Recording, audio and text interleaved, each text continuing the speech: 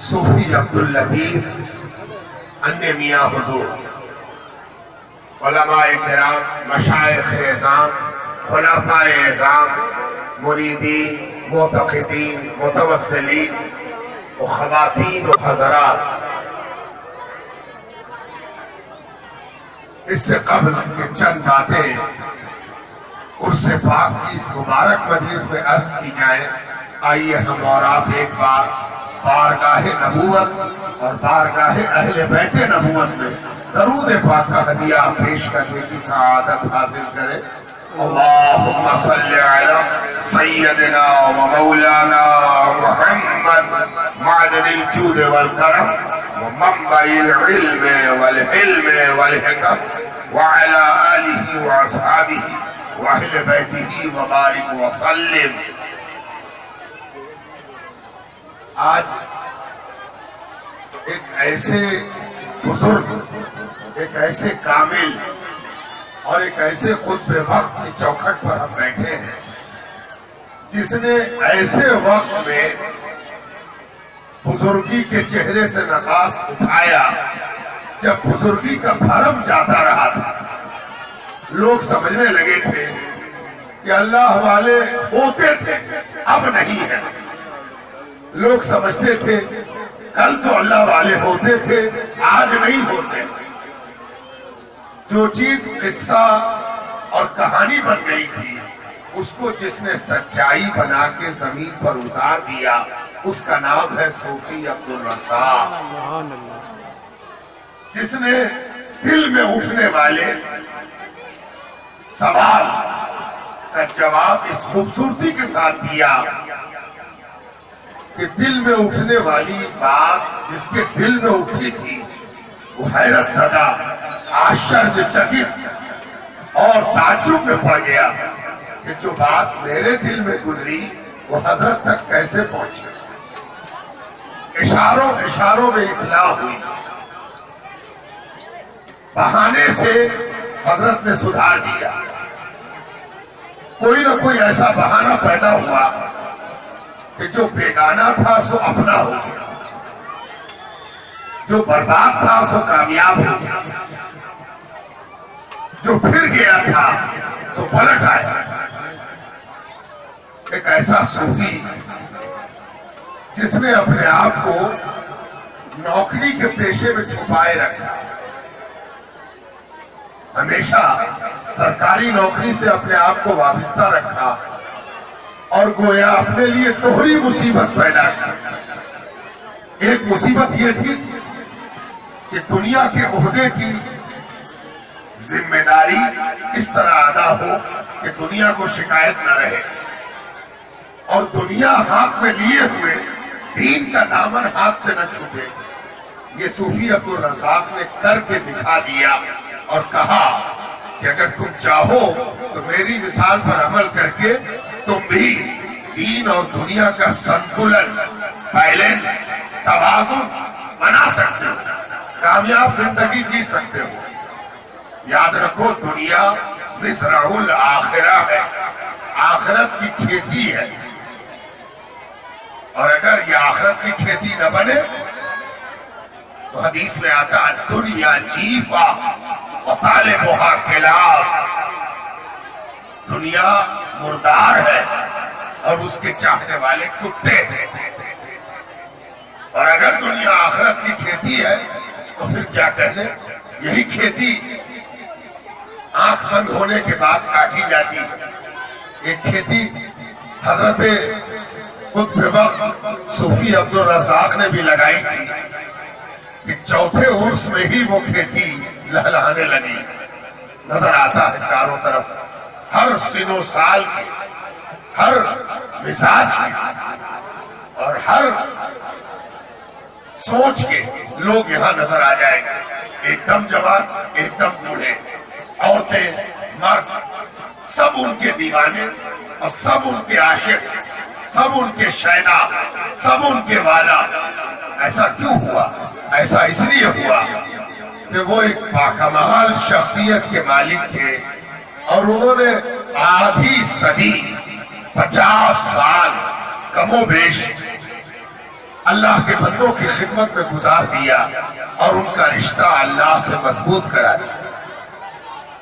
ابھی آپ سن رہے تھے کہ ہم سے پہلے اس سلسلے کے خلیفہ بول رہے تھے اور وہ فرما رہے تھے کہ اللہ والے جب پیدا ہوتے ہیں تو وہ دن بھی مبارک ہوتا ہے، اور جب وہ دنیا سے جاتے ہیں تو وہ دن بھی مبارک ہوتا ہے۔ آج کا زمانہ ایسا ہے کہ ہر چیز کا ثبوت مانگا جاتا ہے، ہر چیز کی دلیل مانگی جاتی ہے۔ آپ اگر ایسا کہیں گے تو عجب نہیں کہ کوئی مولوی یا کوئی مولوی کا سکھایا ہوا آپ کا دامن پکڑ کے پوچھے گا تم یہ بات کہاں سے کہتے ہو، تم نے یہ بات کہاں سے لائی، کیا قرآن میں ہے، کیا حدیث میں ہے؟ آج یہ سوال بہت دیا جاتا ہے۔ آپ جانتے ہو جب من بے ایمان ہو جائے، جب دل بے ایمان ہو جائے تو ثبوت زیادہ ڈھونڈا جاتا ہے، اور جب من بے ایمان نہ ہو تو ثبوت کی ضرورت نہیں پڑتی، آپس میں آدمی ایک دوسرے کو مان لیتا ہے۔ تو آج کا زمانہ اس قدر بے ایمان ہو گیا ہے کہ وہ ہر چیز کا ثبوت کھوجتا ہے۔ میں نے اپنی تقریر کے لیے جس آیت کریمہ کو عنوان بنایا وہ آیت یہی کہہ رہی ہے۔ اللہ تعالیٰ سورہ مریم میں فرماتا ہے، قرآن میں اللہ رب العزت کا فرمان ہے، کیا فرماتا ہے اللہ تعالیٰ؟ سلام علیہ یوم ولد۔ میرے دوست، میرے چاہنے والے، میرے نبی، میرے ولی، میرے اولیاء، جانتے ہو جس دن وہ پیدا ہوئے اس دن ان پر سلامتی برستی ہے۔ اللہ تعالیٰ ان کو کہتا ہے سلام سلام سلام علیکم سلام علیکم سلام علیہ یوم ولد۔ جس دن ان کی ولادت ہوئی اس دن ان پر سلام برستا ہے۔ اور کب برستا ہے؟ یوم یموت، جس دن اللہ تعالیٰ ان کو موت سے گزارتا ہے، وفات سے گزارتا ہے، وصال سے گزارتا ہے، اس دن بھی اللہ کی سلامتی ان پر برستی ہے۔ لوگ سمجھتے ہیں کہ مرنا سلامتی سے دور جانا ہے، سلامتی کی ضد ہے موت، مر گئے سلامت نہ رہے۔ ہاں ہوگا کوئی ایسا، لیکن جو اللہ والا ہے وہ جس دن دنیا سے جاتا ہے اس دن ایک نئی سلامتی اس کے نام اللہ تعالیٰ لکھتا ہے نا؟ اللہ تعالیٰ موت کے دن سلامتی لکھتا ہے۔ پتہ چلا کہ کسی کی موت سلامتی کی ضد ہے اور کسی کی موت سلامتی کی ضمانت ہے۔ اور اللہ تعالیٰ فرماتا ہے یوم یبعث حیا، ایک دن اور آئے گا جب زندہ یہ قبر سے برآمد ہوں گے، اس دن بھی اللہ کی سلامتی برسے ہے نا؟ یعنی ولی وہ ہے آیا تو سلامت، گیا تو سلامت، پلٹا تو سلامت ہے نا؟ ولی کے ہر قدم پر سلامتی ہے، ہر قدم پر سلامتی ہے۔ اب ایک فرض سمجھ لو کہ یہ سلامتی ہمارے تمہارے لیے ہو تو اکیلی ہوتی ہے نا؟ ہم نے گمچھا اوڑھا، ہم نے کرتا پہنا، ہم نے لنگی پہنی تو یہ میرے بدن کو ڈھانک رہی ہے نا؟ ہم کچھ کھا لیں تو میرا پیٹ بھر رہا ہے، ہم کچھ پی لیں تو میرا حلق تر ہو رہا ہے۔ لیکن اللہ کا دوست جب پہنتا ہے، اللہ کا دوست جب کھاتا ہے، اللہ کا دوست جب پیتا ہے تو وہ اکیلا نہیں پہنتا، اکیلا نہیں کھاتا، اکیلا نہیں پیتا۔ دیکھا نہیں آپ نے؟ ایک آدمی کو کھانا کھلانا ہو تو ایک رکابی کافی ہے، ایک کیلا کافی ہے، ایک انار کافی ہے، ایک سیب کافی ہے نا؟ ایک مالا کافی ہے۔ مثال سامنے ہے آپ کہ حضرت کی نظر کرنا ہے تو اتنا آیا ہے کہ سب کا منہ بھر جائے ہے نا، سب کا گلا بھر جائے ہے نا، سب کی طبیعت خوشبو سے، سگندھ سے سگندھت ہو جائے ہے نا اللہ والوں کا. اس کی دلیل کیا ہے کہ اللہ تعالیٰ کے حضور میں جب سرکار دو عالم سرور کائنات سید کل حضرت احمد مصطفیٰ محمد مصطفیٰ صلی اللہ تعالی علیہ وآلہ وسلم تشریف لے گئے, بلایا گیا ہے نا, سرکار دو عالم معراج میں تشریف لے گئے. تو جب سرکار معراج میں جا رہے ہیں تو اللہ تعالیٰ نے انبیاء کی نبیوں کی کمیٹی بنائی. استقبال کون کرے گا, ابھیوادن کون کرے گا؟ تو حدیث میں آتا ہے فرشتوں کی بھیڑ ہے, انبیاء کی بھیڑ ہے, ارواح کی بھیڑ ہے, اور بڑے بڑے نبی حضور کے آگے کیا کہہ رہے ہیں؟ تر رکھو, راستہ چھوڑو, انبیاء کے سردار آتے ہیں, ہٹو ہٹو, تر رکھو, کنارے ہٹو, سردار انبیاء آتے ہیں, محبوب خدا آتے ہیں, حبیب خدا ہے نا. سرکار دو عالم اللہ کے حضور میں تشریف لے جاتے ہیں تو اللہ تبارک و تعالیٰ فرماتا ہے, جب اللہ کے حضور میں حاضر ہوئے تو اللہ تبارک و تعالیٰ نے فرمایا السلام علیکہ ایھا النبی, السلام علیکہ ایھا النبی. توجہ چاہتا, مطلب کیا تھا؟ اے میرے نبی, اے میرے محبوب, اے میرے رسول, اے میرے پیارے, اے میرے چہیتے, اے میرے دلارے, تم پر خاص سلامتی ہو, تم پر میرا سلام برسے, تم پر میرے سلام کا شامیانہ رہے, تم پر میرے سلام کا چندرما چمکتا رہے. ہے نا, ہم کو آپ کو کہا گیا ہوتا تو ہم سن کے خوش ہو جاتے. دنیا کی سب سے بڑی عزت ہم کو ملی کہ اللہ تعالیٰ نے ہم کو پاس بلا کے کہا السلام علیکہ ایھا النبی. لیکن اللہ والے ایسے خوش نہیں ہوتے. جانتے کیا کہا انہوں؟ اللہ کے رسول نے فوراً عرض کیا. کیا عرض کیا؟ سمجھنے کے لیے میں ایک مثال دیتا ہوں. ایک پیر صاحب کے دو بیٹے تھے, ایک پیر صاحب کے دو بیٹے تھے. مریدوں نے ایک روز پیر صاحب کی حالت بگڑتی دیکھی تو پیر صاحب سے پوچھا حضور آپ کے بعد ہمارے میاں کون ہوں گے؟ حضور آپ کے بعد ہمارے میاں کون ہوں گے؟ بڑے والے, چھوٹے والے, یہ والے کہ یہ والے؟ دونوں حضور کی اولاد ہے, دونوں شہزادے ہیں, دونوں نیک ہیں, دونوں اچھے ہیں, کون ہوں گے؟ اسی وقت ایک مرید دو ہانڈی میں, مٹی کی ہانڈی میں بتاشا لے کے آیا. بتاشا جانتے ہو, ادھر بھی ہوتا ہو, چینی کا بنا ہوا سفید چھوٹا چھوٹا گول ٹکڑا ہے نا. دو ہانڈی میں بتاشا آیا.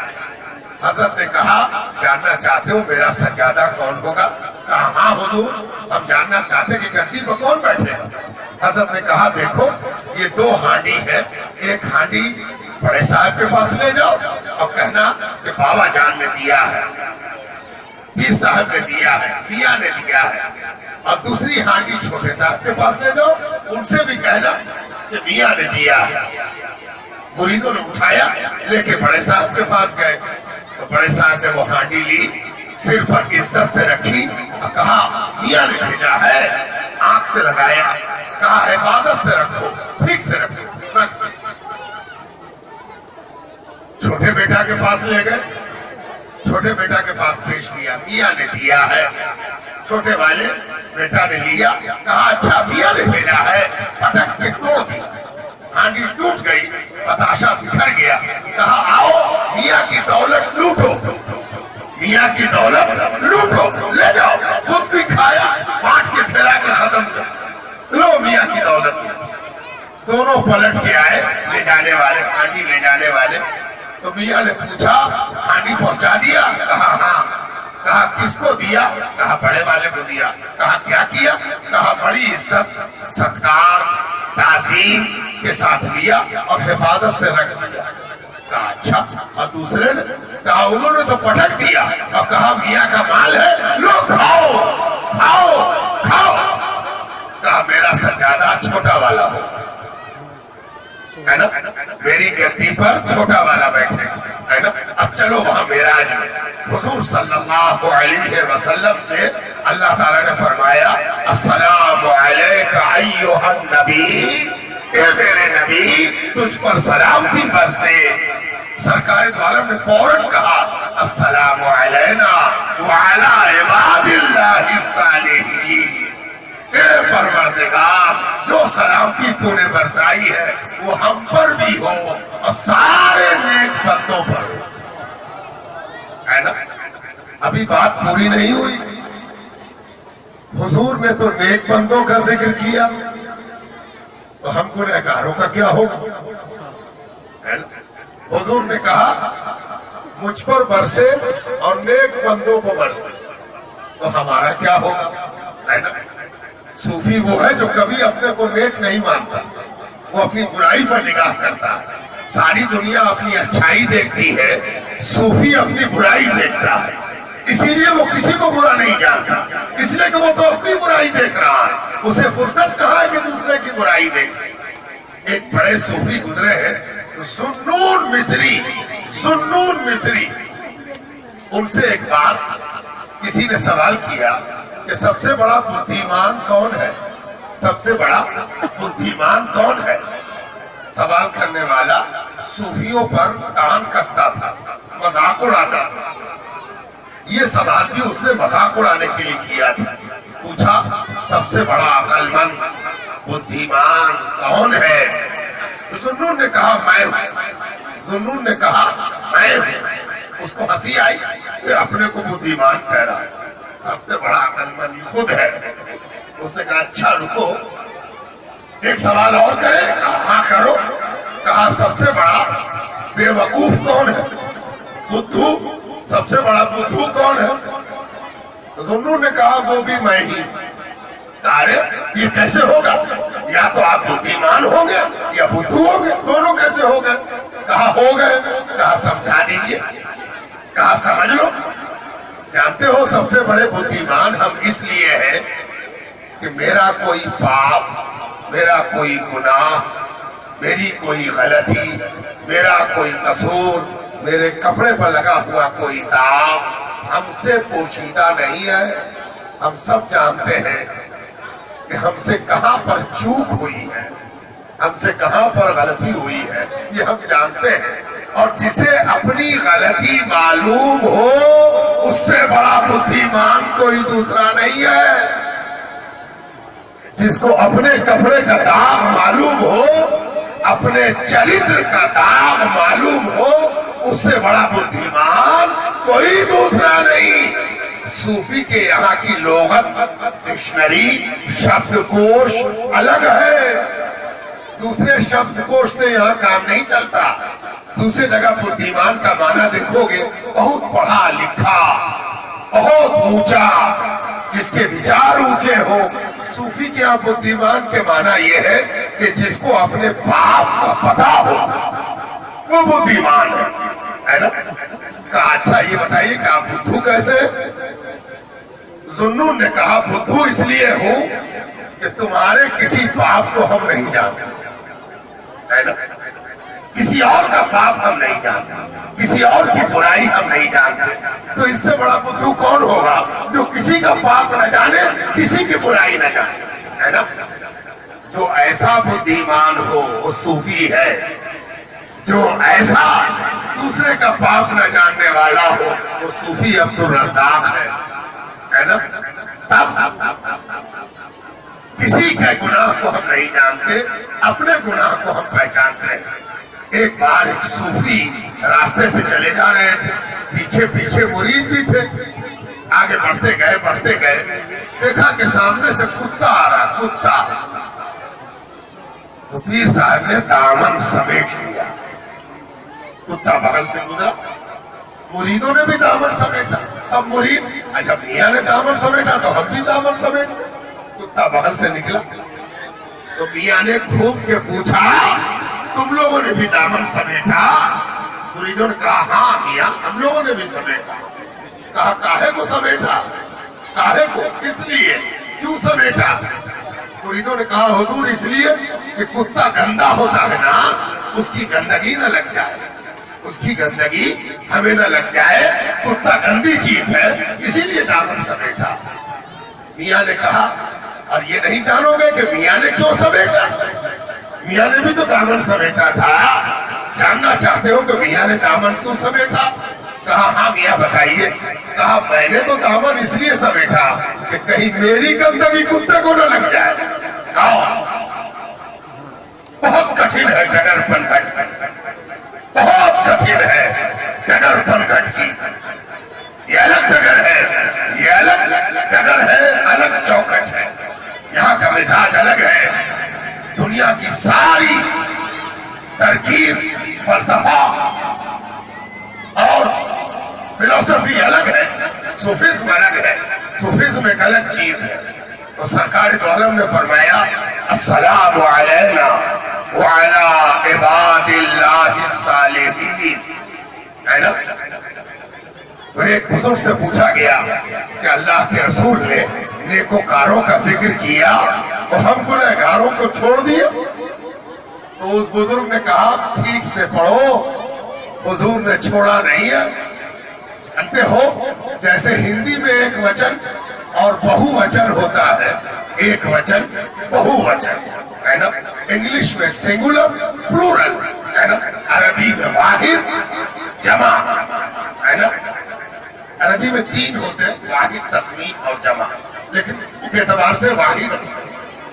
تو سرکار دو عالم نے جب سلام کا صیغہ سنا تو واحد کا صیغہ نہیں لائے، اگر اکیلے اپنے لیے کہتے تو کہتے السلام علیہ۔ آپ نے فرمایا السلام علینا وعلی عباد اللہ الصالحین، یعنی بہو وچن لایا، جمع کا صیغہ لایا تو گنہگار کو اپنے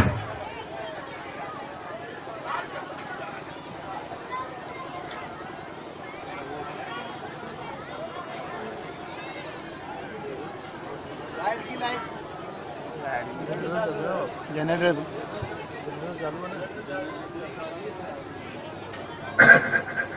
السلام علینا وعلی عباد اللہ الصالحین، سرکار دو عالم نے سارے گنہگار کو اپنے ساتھ سمیٹ لیا۔ حدیث میں آتا بھی ہے الصالحون للہ والطالحون لی، نیک اللہ کے لیے ہے، بدکار میرے لیے، گنہگار میرے لیے، ہے نا؟ صوفی عبدالرزاق کی خانقاہ پر ایک مصرع لکھا ہوا ہے، تو اگر 100 بار توبہ شکستی پاس آ، تو نے اگر 100 بار بھی توبہ توڑی ہے تو آجا آجا آجا، عبدالرزاق تیرا انتظار کر رہے ہیں، توبہ ٹوٹ گئی ہے پھر توبہ کرائیں گے، آ جاؤ۔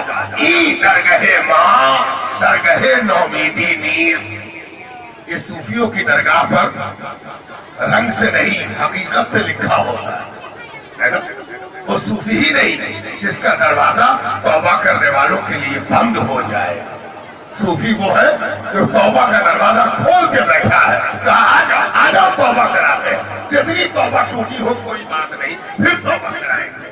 نہ اللہ دنیا سے روانہ ہوا ہے، نہ اللہ کو موت ہے، تو جب اللہ کو موت نہیں ہے تو توبہ کرنے کو کیسے ہو جائے؟ اللہ موجود ہے توبہ قبول کرنے کے لیے، توبہ قبول کرنے کے لیے، تو پیر موجود ہے توبہ۔ تو دوستوں اور عزیزوں، یہ جو بارگاہ ہے یہ بارگاہ ابو العلائی ہے، سلسلہ ابو العلائیہ، پرانے سلسلے قادریہ، چشتیہ، نقشبندیہ، فردوسیہ، شتاریہ، سہروردیہ، ان سب کو ملا دیا ہے نا؟ جیسے ابھی آپ کے سامنے دیکھیے سارا پھل ملا دیا گیا ہے نا؟ اکیلے اکیلے کھائیے تو الگ مزہ ہے، اور سب کو ملا کے کھائیے تو سبحان اللہ۔ اکیلے اکیلے کھایا تو کہیں بھی کھا لیجیے گا، ملا کے تو عبدالرزاق ہی کیا کھا سکتے ہے نا؟ سب ملا لیا، یہ جب آپس میں ملا تو جانتے ہو کیا ہوا؟ قادریہ، چشتیہ، فردوسیہ، سہروردیہ، نقشبندیہ جب آپس میں مل گیا تو اس شربت کا نام پڑا ابوالعلائیہ، ابوالعلائیہ، ہے نا، بالکل نیا، ہے نا، پرانی دکانیں بہت تھی، سب کا چولہا ٹھنڈا ہو گیا، ہے نا، 500 برس کا چولہا ہے، 700 برس کا چولہا ہے، ٹھنڈا ہو گیا۔ سیدنا امیر ابوالعلا تشریف لائے اور ان کے سلسلے میں مخدوم منیم پاک باز پیدا ہوئے۔ انہوں نے کیا کیا؟ تازہ چولہا سلگایا اور سب پرانے چولہے کو اپنے چولہے سے آگ دی، کہا لے چولہے میں آگ ڈال لے، قادریہ چولہا زندہ ہو گیا، چشتیہ فردوسیہ چولہا زندہ ہو گیا، ہے نا، گویا سب چولہے زندہ ہیں ابوالعلائی آگ سے، ہے نا۔ سلسلہ ابوالعلائیہ وہ چنگاری ہے جو ہر ٹھنڈے کو گرما دے، ہے نا۔ سلسلہ ابوالعلائیہ میں جو گرمی ہے، دل کے اندر میں جو سوز و گداز ہے، قلب میں جو گرمی کا طوفان، تو اس کو رقص بلاتا ہے نا۔ اور یہ رقص وہ ہے جو سنت حدیث میں آتا ہے۔ آخری بات، اسی پر میں بات ختم کر رہا ہوں۔ سلسلے ابوالعلائیہ کی نعمت دل سے دل میں، آنکھ سے آنکھ میں جاتی ہے نا، نین سے نین میں، ہے نا، آنکھ سے آنکھ میں، آنکھ پر برسا بادل اور آنکھ کو کر گیا تر، ہے نا، آنکھی سے اٹھا بادل اور آنکھی پر جا کے برسا بادل، ہے نا۔ سلسلہ ابوالعلائیہ کی نعمت ایسی نعمت ہے کہ صاحبان کچوچا بھی اس نعمت کو لینے کے لیے ابوالعلائی چوکھٹ پر حاضر ہوتے ہیں کہ ہم آنکھ والی دولت سلسلہ ابوالعلائیہ سے حاصل کریں۔ یہ جو رقص ہے، میاں کی نسبت پر رقص، میاں کی نسبت پر ناچ اٹھے، میاں کی نسبت کا خیال کرتے، ہم تو برباد تھے، ہم تو تباہ تھے، میاں کی محبت میں ہم کو کامیاب کرتے، ہے نا۔ یہ جو رقص ہے یہ کس لیے ہے نا؟ اپنے دولت پر رقص نہیں ہے، اپنی عزت پر رقص نہیں ہے، اپنے علم پر رقص نہیں ہے، اپنے گیان پر ناز نہیں ہے، میاں کی نسبت پر ناز ہے نا۔ غلام غلامی پر ناچ اٹھا، ہے نا، میں کس کا غلام ہوں، اپنے میاں کو یاد کر کے ناچ اٹھا، ہے نا۔ حدیث میں آتا ہے ایک روز ایک صحابی سرکار دو عالم سرور کائنات صلی اللہ علیہ وسلم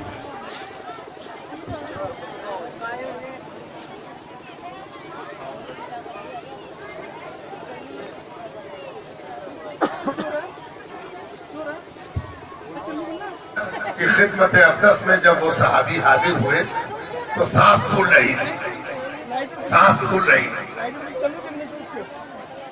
آنکھیں گھبرائی، آ کے پوچھا یا رسول اللہ، یا رسول اللہ، قیامت کب آئے، قیامت کب آئے، قیامت کب آئے۔ آپ تو جانتے ہو کہ سوال کرنے کا موڈ یہ بتا دیتا ہے کہ سوال کیا کر رہا ہے۔ عام طور پر یہ سمجھ میں آتی ہے بات کہ پوچھنے والا یہ جاننا چاہتا ہے کہ قیامت کا وقت بتا دی، کون دن آوے، کون سال میں آوے، ہے نا۔ لیکن نہیں، اگر آپ ان کو پوچھتے ہوئے دیکھتے تو آپ کو سمجھ میں آ جاتا کہ یہ کیسا انسان ہے جو یہ پوچھ رہا ہے کہ موت کب آئے، ہے نا۔ ایسا کوئی آدمی دیکھا؟ ہر آدمی تو موت سے بھاگ رہا ہے نا، ہر آدمی موت سے بھاگ رہا، جان بچی تو لاکھوں پائے، ہے نا، دوا کھا رہا ہے، کپڑا پہن رہا ہے، علاج کرا رہا ہے، یوگا کر رہا ہے، چاہے وہ مرے نہیں، بچے رہے، مرے نہیں، مرے نہیں، مرے نہیں، مرے نہیں۔ ایسا کون آدمی ہے جو آ کے پوچھے کہ موت کب آئے گی، ہے نا۔ ایسا کوئی آدمی ہے جو آ کے پوچھے کہ قیامت کب آئے گی، ہے نا۔ چاہے کو پوچھا اس نے، ارے میاں سب کچھ تو تم پر وار دیا ہے، کہیں ایسا نہ ہو کہ موت یا قیامت آ جائے جب تم کہیں اور ہو اور ہم کہیں اور ہو۔ کب آئے گی میاں موت؟ ایسا موت آتی کہ ہم تیرے قدموں میں ہوتے اور وہ کب آئے گی قیامت؟ ایسا کیوں نہیں ہوتا کہ غلام میاں کے پاس ہو اور قیامت آ جائے؟ آئے تو موت آئے یا قیامت آئے، اگر میاں کے پاس غلام ہے تو موت بھی کامیاب ہے، قیامت بھی کامیاب ہے۔ تو آ کے حضور سرور کائنات سے جو سب میاں کے میاں ہیں، جو سب پیروں کے پیر ہیں، جو سب شیخوں کے شیخ ہیں، ان کے پاس آ کر صحابی پوچھتے ہیں یا رسول اللہ قیامت کب آئے گی؟ حضور مسکرا کے پوچھتے ہیں کچھ تیاری کی ہے کہ پوچھتے ہو قیامت کب آئے؟ میاں جے پور کب جائیے گا؟ تو میاں نے پوچھا ارے جے پور جانے کو تیاری کیے ہو کہ خالی پوچھتے ہو جے پور کب جائیے گا، جے پور کب جائیے گا؟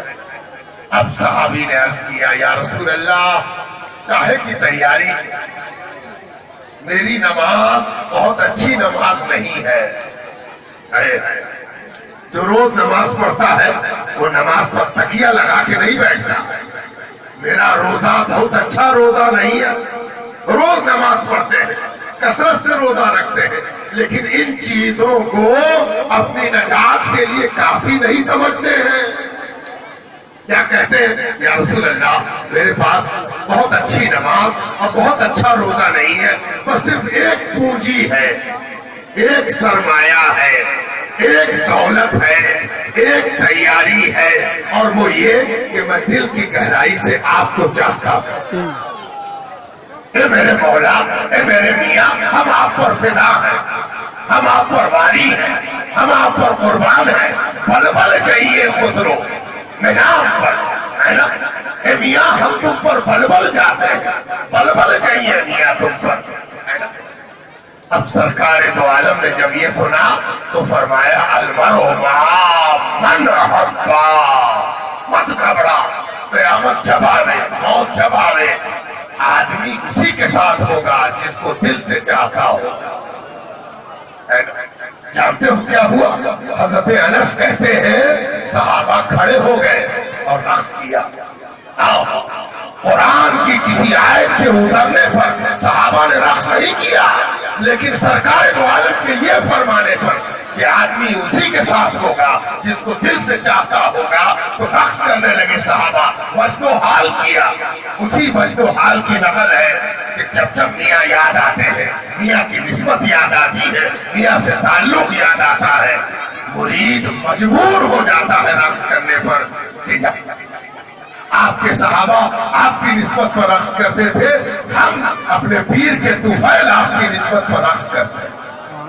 اللہ تعالیٰ اس خانقاہ کو آباد رکھے، شاداب رکھے، باکمال رکھے، مریدوں کو بااخلاص رکھے، ہر آنے والے کو کامیاب فرمائے، بامراد فرمائے۔ یہ بڑی بارگاہ ہے، 4 سال میں جو پردے یہاں کھل رہے ہیں وہ سینکڑوں برس میں دوسری جگہ نہ کھل سکے۔ یہ ولی کی بارگاہ ہے۔ اور ایک مرید نے پوچھا تھا ایک پیر سے، حضور آپ کے سامنے تو آ جاتے ہیں، ہاتھ پکڑ لیتے ہیں، پیر پکڑ لیتے ہیں، جب آپ دنیا سے چلے جائیے گا تو کس کو بپتا سنائیں گے، کس کو غم سنائیں گے؟ تو پیر نے کہا تھا جانتے ہو جب تک پیر زندہ ہوتا ہے تلوار نیام میں ہوتی ہے۔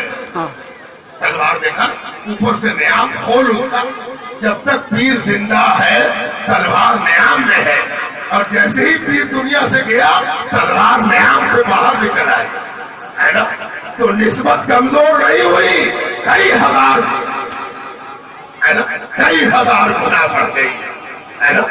بعد صوفی عبدالرزاق رحمت اللہ علیہ کل سے زیادہ آپ پر اپنی نظر کرم رکھتے ہیں، نظر عنایت رکھتے ہیں، اور ان کے لائق صاحب سجادہ جن کو باپ نے نیکی سکھائی ہے، بھلائی سکھائی ہے، پردہ پوشی سکھائی ہے، گنہگاروں کو رحمت کرنا سکھایا ہے، توبہ کرنے والوں کو قبول کرنا سکھایا ہے، اور ان کی اولاد یہ باپ بیٹے دونوں اللہ تعالیٰ ان کی نیکی میں برکت دے، ان کو نظر بد سے بچائے، نظر حسد سے بچائے، اور ان کو حضرت صوفی عبدالرزاق کے خوابوں کی تعمیر اور ان کے سپنوں کو ساکار کرنے والا بنائے۔